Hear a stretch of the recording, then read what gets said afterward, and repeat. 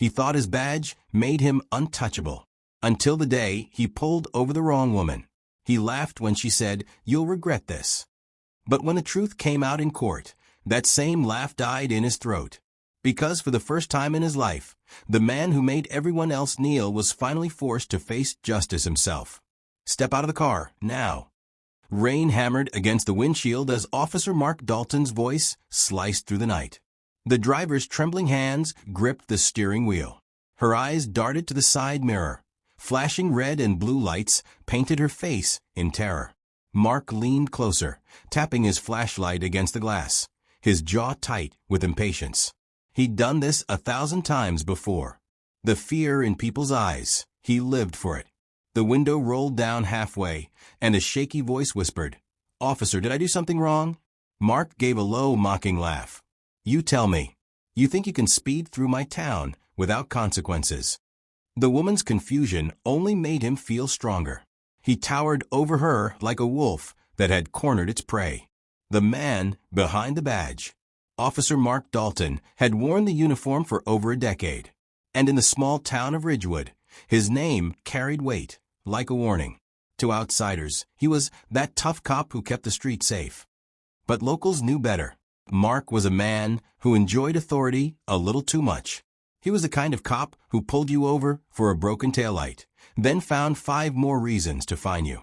The kind who smirked while you begged for mercy. And when you walked away angry, he'd mutter under his breath, "Next time, keep your mouth shut."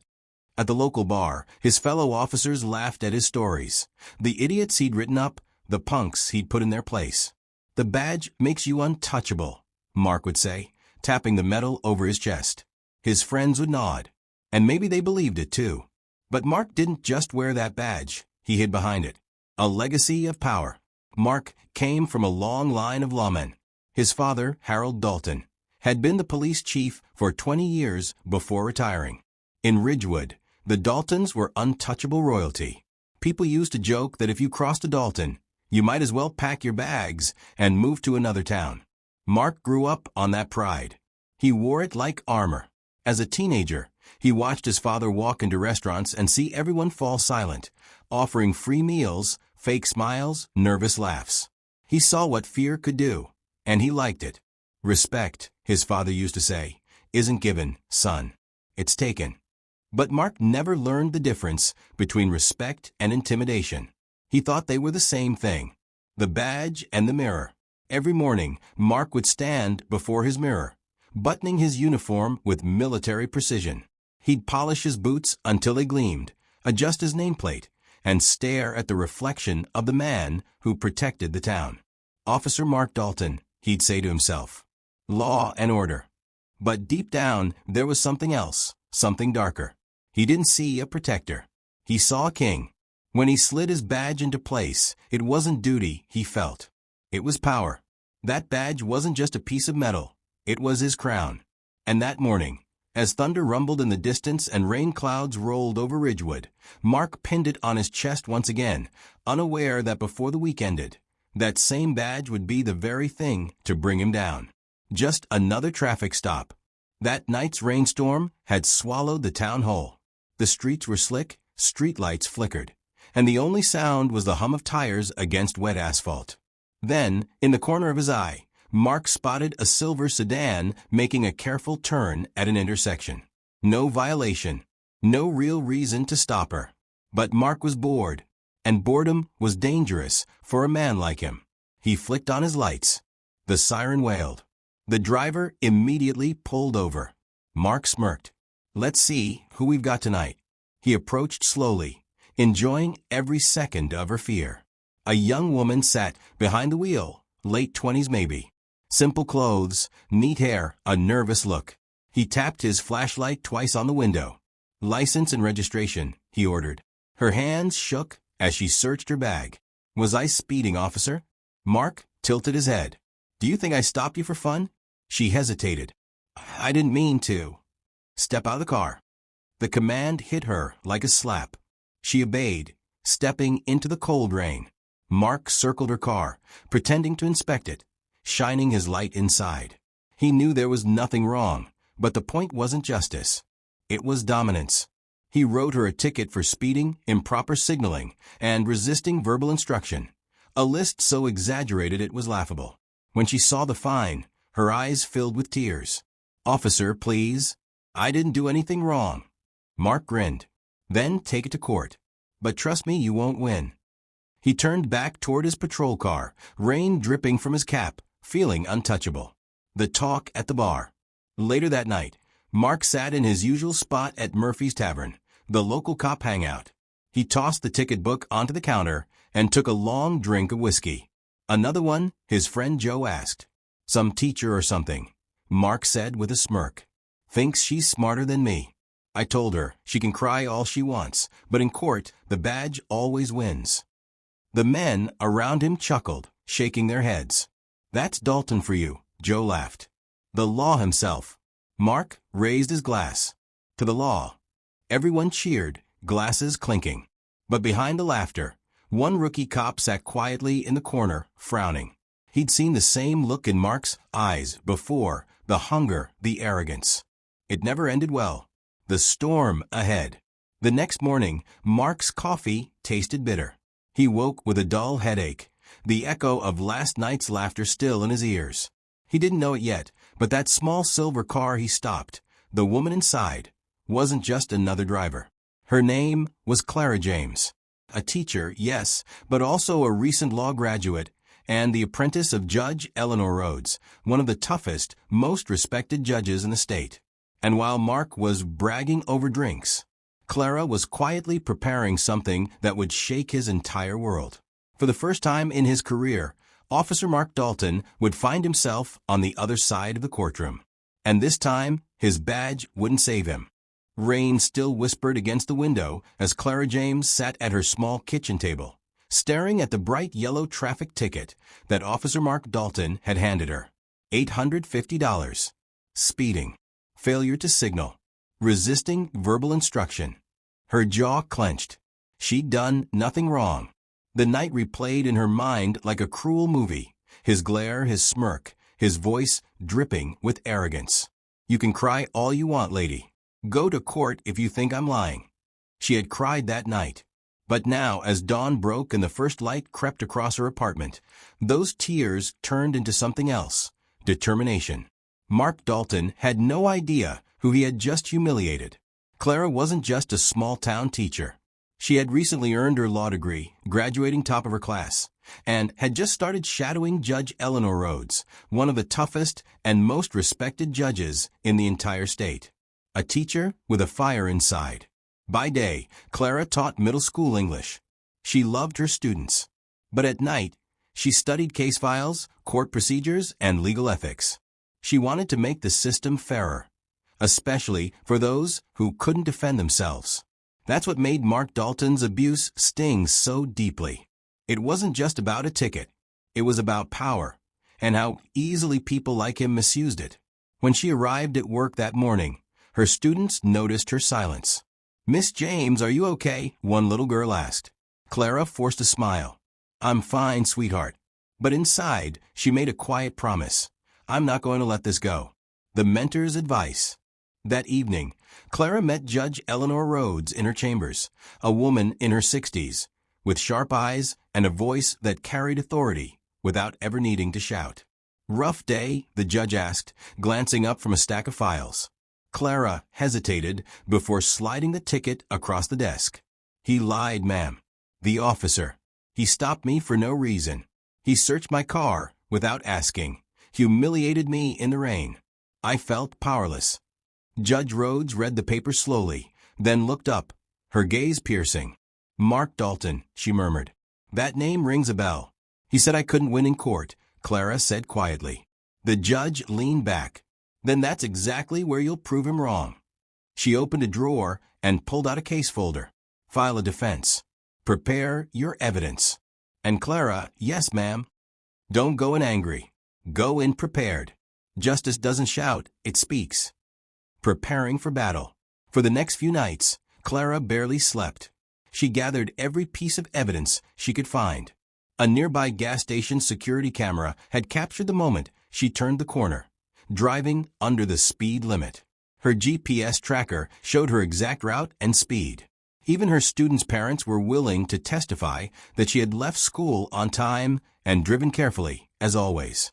With every document she printed and every file she highlighted, her confidence grew.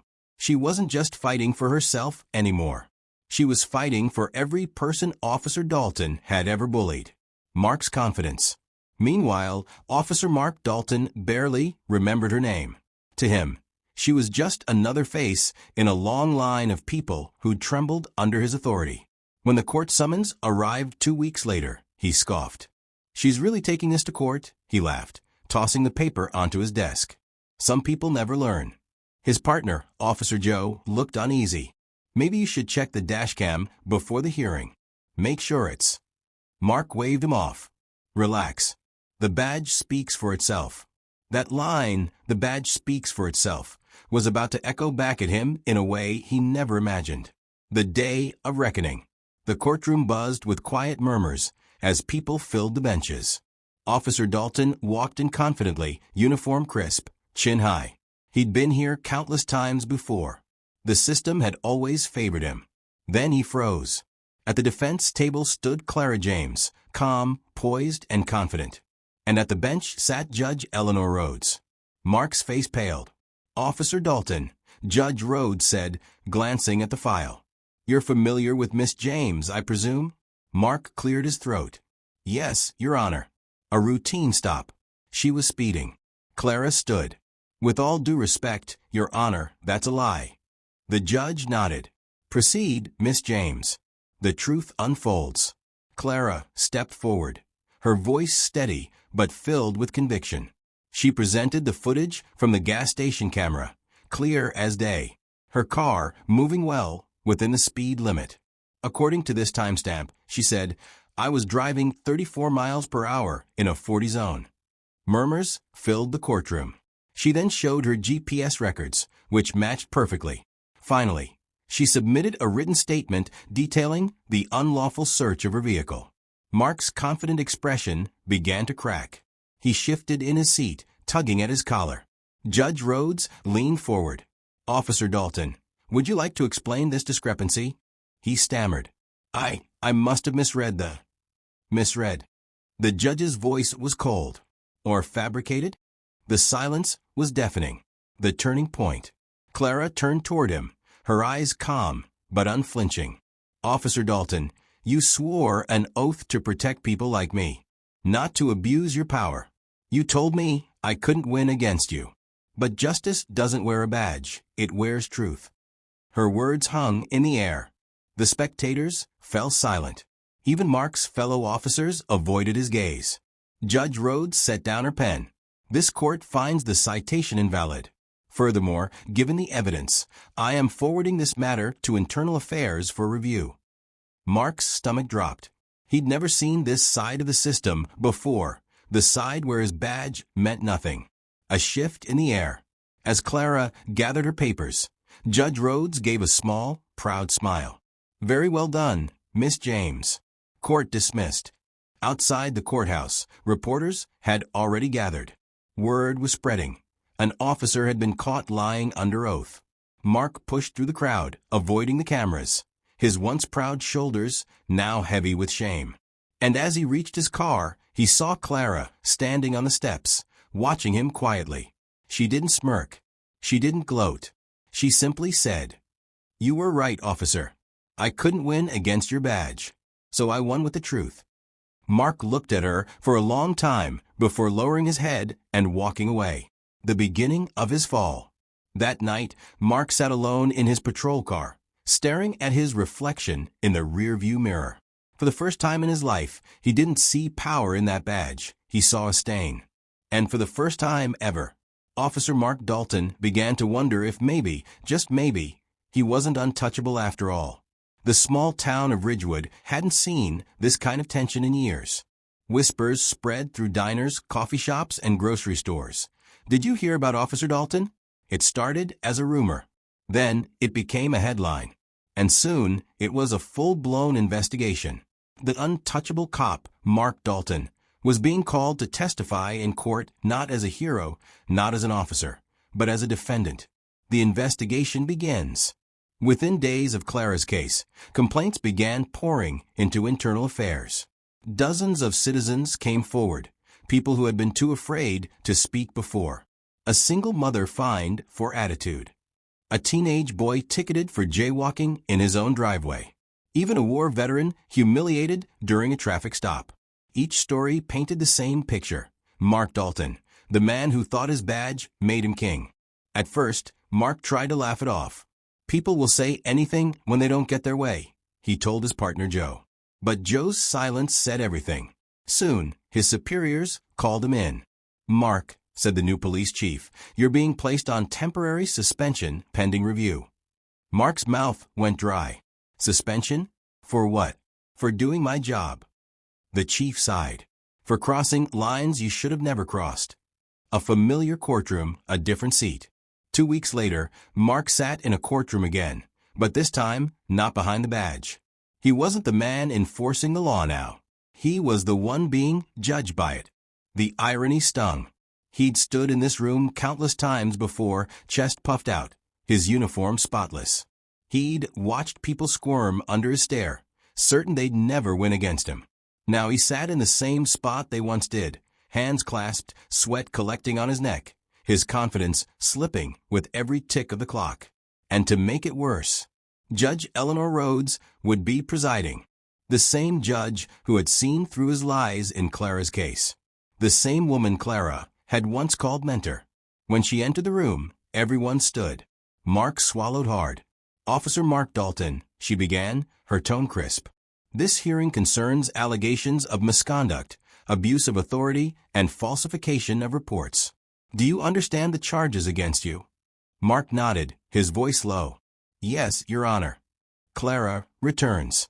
When the doors at the back of the courtroom opened, all eyes turned. There she was, Clara James. She hadn't come out of revenge or spite.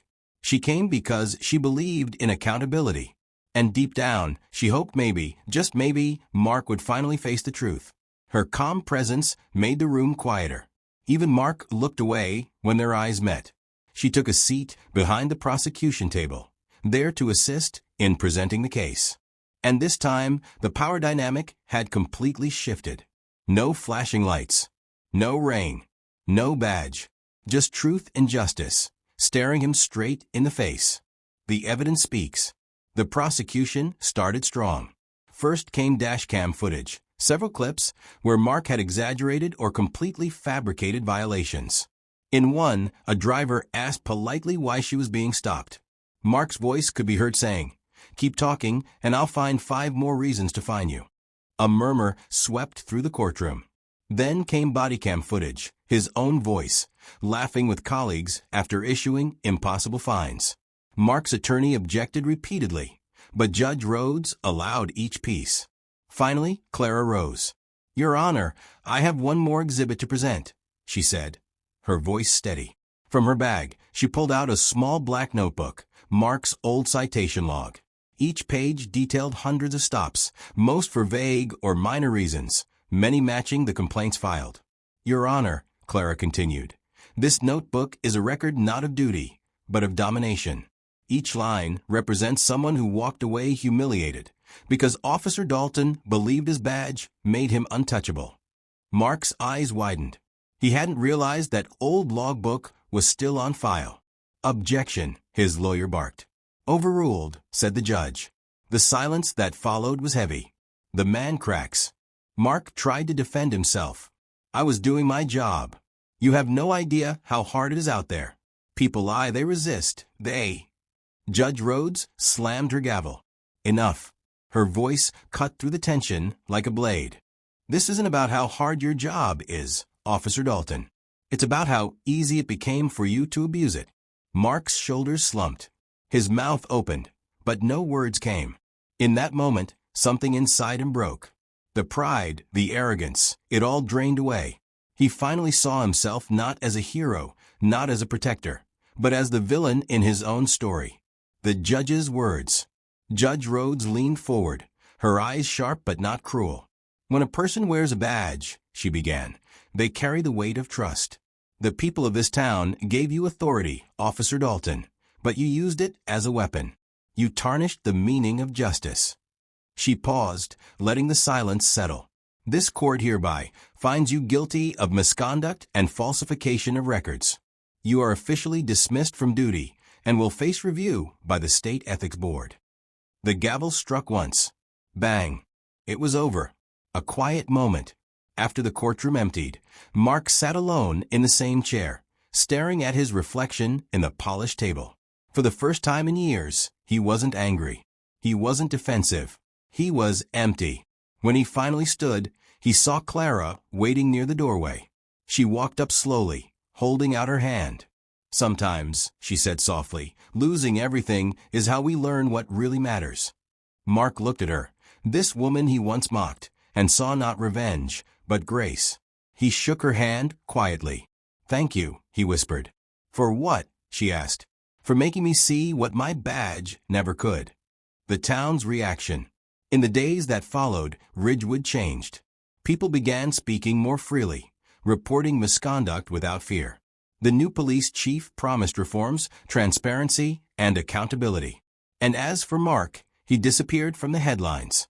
No more flashing lights. No more authority. Just a man learning to live without the power he once abused. He'd walk through town now and then, no uniform, no badge.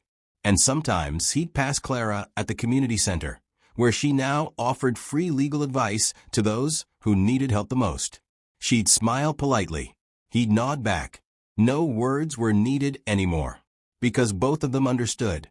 Power doesn't make you untouchable. Character does. For 12 years, Officer Mark Dalton had walked the streets of Ridgewood with his head held high and his badge gleaming on his chest. Now, that same badge lay inside a small evidence bag, sealed and tagged with his name. He sat alone in the locker room, staring at the empty space where his uniform used to hang. Every sound echoed, the drip of a leaky pipe, the creak of a metal bench, the hum of fluorescent lights. The station he once ruled now felt like a stranger's place. When he finally stood up, he noticed something that cut deeper than any punishment. His colleagues avoided his eyes. No one spoke. No one said goodbye. He had once been their brother in blue. Now, he was the example they whispered about. The headlines. By the next morning, the news had spread everywhere. Officer found guilty of misconduct in Ridgewood. Abuse of power scandal rocks small town police department. Mark's face was on every local channel. His name flooded social media, followed by angry comments and disgusted reactions. He turned off his phone, but it didn't matter. Even stepping outside felt impossible. The grocery store cashier wouldn't look at him. The diner waitress, once friendly, simply said, "We're closed," even though he could see customers eating inside. Everywhere he went, he saw the same look, disappointment and betrayal. He'd worn the badge like armor. Now, it was the reason no one wanted to be near him. The family fallout. At home, things weren't better. His wife, Laura, sat on the couch, eyes red from crying. Their teenage son stood by the stairs, silent, clutching his backpack. Mark tried to speak. "It's not as bad as they're saying."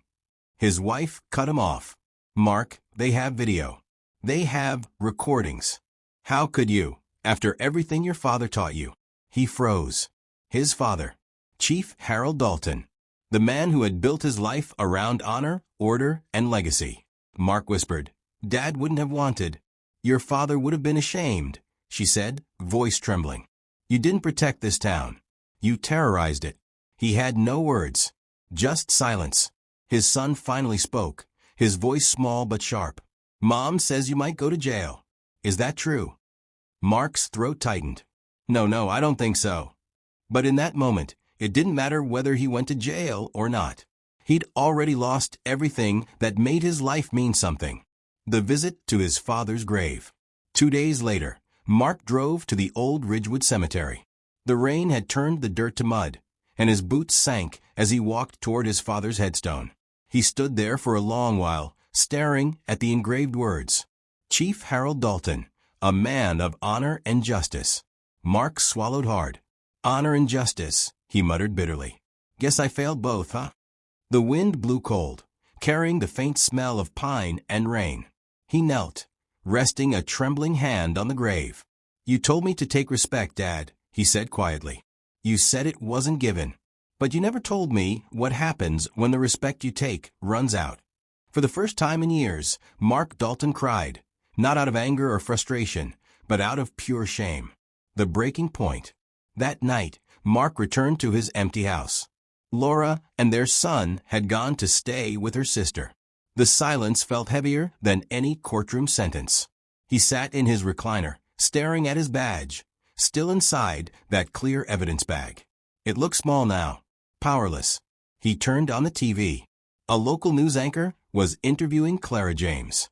She sat calmly, speaking about accountability, reform, and hope. "This isn't about one man," she said.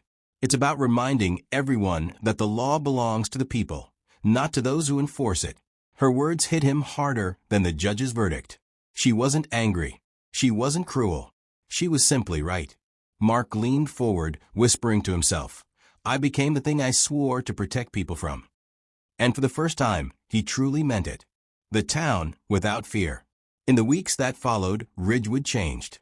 People walked with a new sense of confidence. Officers spoke more politely. The police chief announced body cam reforms and open complaint policies.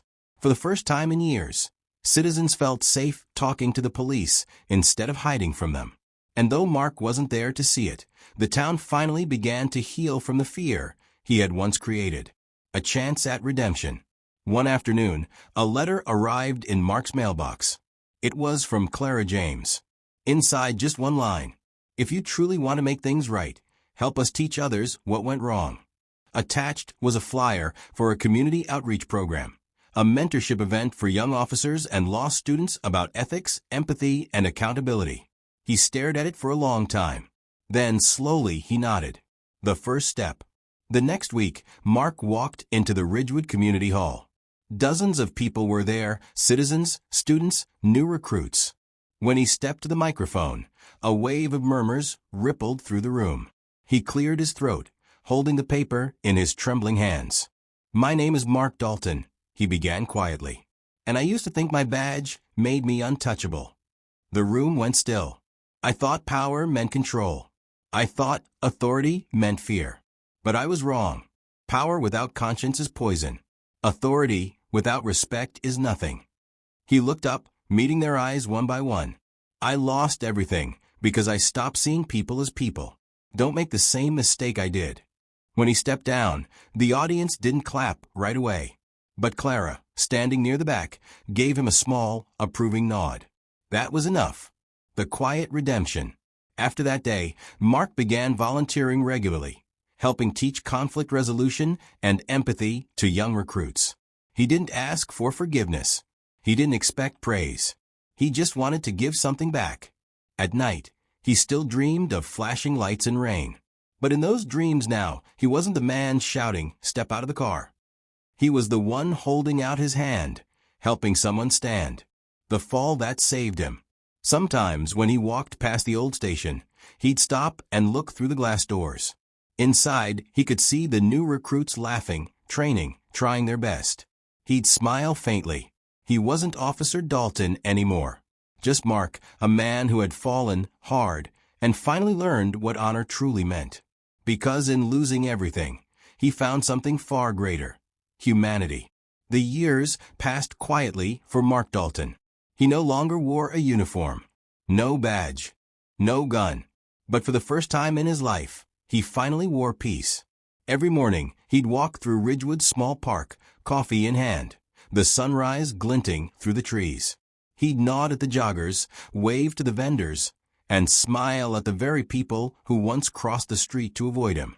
No one called him Officer Dalton anymore. And he didn't mind. Because now respect wasn't something he demanded. It was something he quietly earned back, piece by piece. The classroom. One afternoon, Mark stood in front of a small classroom at Ridgewood Community College. A banner above the board read, "Ethics in Law Enforcement, Guest Speaker, Mark Dalton." He looked at the eager young faces before him, students taking notes, wide-eyed, full of hope. He took a deep breath. "I used to think being a cop meant being the strongest man in the room," he began. "But strength isn't about fear. It's about restraint, about compassion, about knowing when not to use your power. He paused, glancing at a student in the front row, a young woman with bright eyes and a quiet confidence. "Sir," she asked, "what made you change? I mean, what really made you realize what you'd become?" Mark smiled faintly. "Losing everything," he said, "and meeting one woman who refused to be afraid of me." The visit. That evening, after class, Mark made his way to the courthouse, the same one where his downfall had begun. The marble steps glowed orange in the sunset as he climbed them slowly. Inside, the echo of heels on polished floors greeted him. And then her voice. "Officer Dalton." He turned. There she was, Clara James. Still calm, still composed, but softer this time, her sharp edges smoothed by time. "Clara," he said, almost in disbelief. "Didn't think I'd ever see you here again." She smiled slightly. "I heard you've been speaking to recruits. Making a difference." He chuckled. "Trying to. Maybe it's too late." "Maybe," she said. "Or maybe it's never too late to start doing the right thing." They walked together through the empty courtroom. "This place used to terrify me," Clara admitted. "But now it feels like where things changed. Not just for me, for you too." Mark nodded slowly. "This courtroom broke me," he said quietly. "But I think that's what I needed." The town hall. Months later, a large community event was held in Ridgewood, a night for justice and change. Mark had been invited as one of the keynote speakers. When he stepped on stage, the crowd murmured. Some recognized him. Some didn't. He adjusted the microphone, his voice calm and steady. "I once believed my badge made me untouchable," he began. "I thought being feared was the same as being respected. I thought silence meant authority. But silence is often just fear." He paused, looking around the room. "I hurt people who didn't deserve it. I used my badge to protect myself, not others. And it took losing that badge to finally understand what it was supposed to stand for." He looked down for a moment, collecting himself. "When you wear the uniform, it's not a crown, it's a promise. A promise that you'll stand between right and wrong, no matter what it costs you." The crowd was silent. Every word hung heavy, but honest.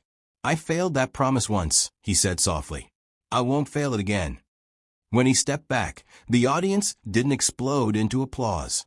Instead, they rose to their feet slowly, a standing silence. A sign of respect, the real kind. Clara, watching from the side of the stage, smiled through tears.